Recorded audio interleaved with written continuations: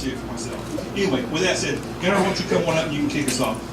Hey, do me a favor, as you speak, stand back here just a little bit so the camera can clear view of you, because we want to avoid this pole here.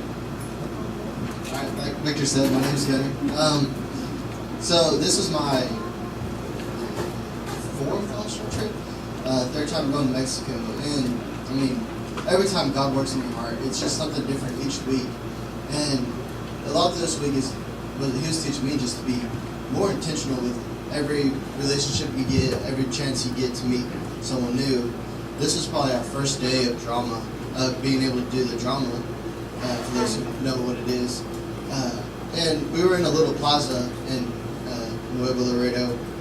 We get finished doing the drama, and we go out into our ministry team leads. You got the team lead, the person who speaks to the man or woman or group of people you're trying to minister to, and then you got your prayer person who just prays over the situation or whatever's going through to encourage a believer or to lead someone to Christ, and then you have a distractor, someone who, say there's a dog or a kid, you're going to play with the kid or you're going to shoo the dog away.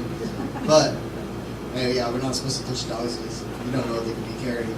But I got to sit down and talk with the family for a little bit after we did the drama, and it happened to be that they're actually from Texas. They said they're about 3 hours just north of the border, and they said they're just down visiting family.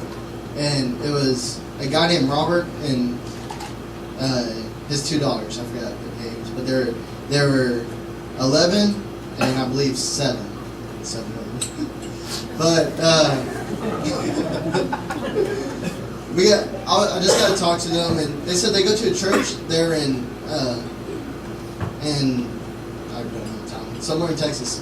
But the little girl she kind of teared up and saying how glad she was for us to be there, and how that us there talking about Jesus just made her trip to Nuevo Laredo just so much better, because she dreaded coming down there and she didn't want to go down there. She'd rather spend time with her friends back home, and she just said that she found joy and she was happy that God had planned this all out for us to come here and meet and just be able to talk. And she's like I said, she started tearing up, and she's just like, "Can you come back to our church and do the drama there for us?"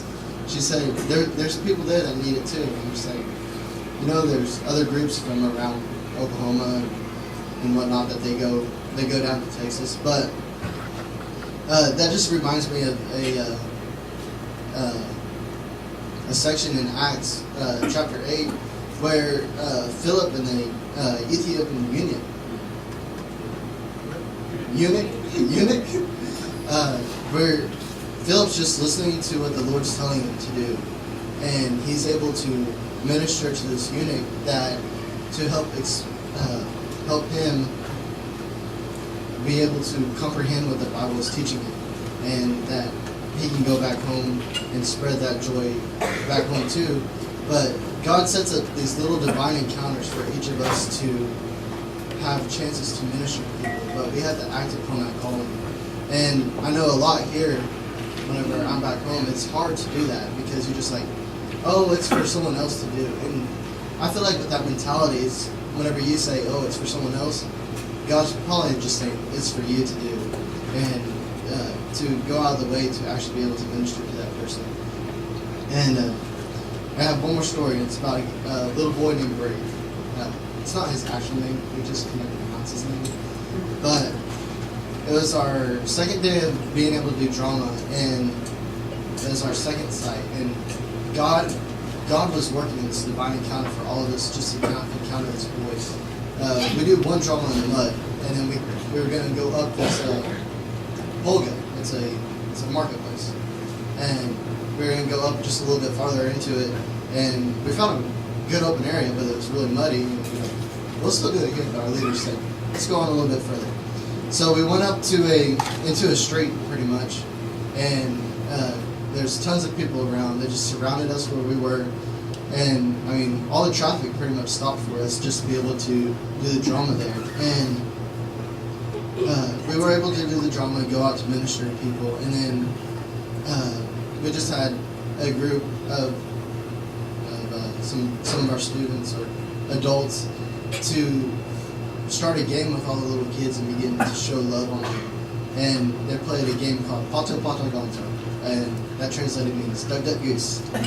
So we were just in the street playing that, and this little boy named Brave comes up, and he's in there playing, and then we're just showing him love like Christ loved us, and just being friendly with him.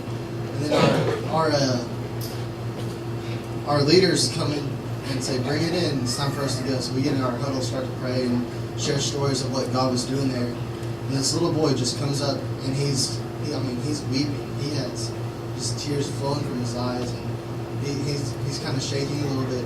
But he comes up to one of our drivers, and nobody knew what he was saying, so we grabbed a translator, and we brought him into the middle so we could start praying for him.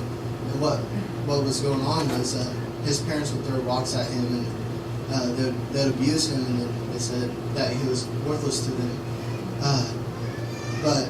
So our leader Colby just had a translator and just shared the gospel with this boy, and he's about 7 years old, and he began to understand what it is to be a child of God, and he accepted Christ right there, and we were able to just show him love and then encourage him. I got to encourage him with part of my testimony, because as I was growing up before my parents got divorced, was that my dad's an alcoholic, so it's always been tough whenever he would get drunk, and I just shared with him that we have a big God that loves us just as he loves Jesus, that we are his favorite, we are our Father's favorite child, that all of us are seen equal in the eyes of God, and that he can overcome those problems with God. And so we just continue to love on him, and then one of our pastors decided to go kind of confront the dad about it, and Victor actually went down there just to make sure things would kind of go easy. But this little boy, the pastor asked, so we heard about this guy throwing rocks at this, asking who's been throwing rocks at this boy, and he was just kind of not really responding to it. The little boy just points out to him, "You're the one who does this, and that you're the one who throws rocks at me." And that's where we got his name being Brave, and having the courage in the Lord to be able to do that, because not many kids are going to point out their parents' error. They want to accept that they're better than that, but just through that is that the Lord will show love through us to be able to minister to those around us, and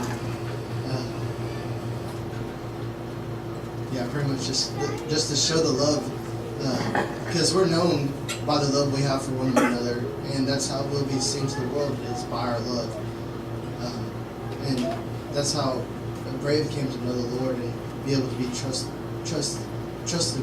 God with all his heart. So next we have so now the family's in counseling with the church of that pastor. So we don't know what's going on now, but it's all uphill from here, because God's doing something great with them. All right, so now we got Jessica. I consider her like my little sister now. We've been on 2 mission trips together.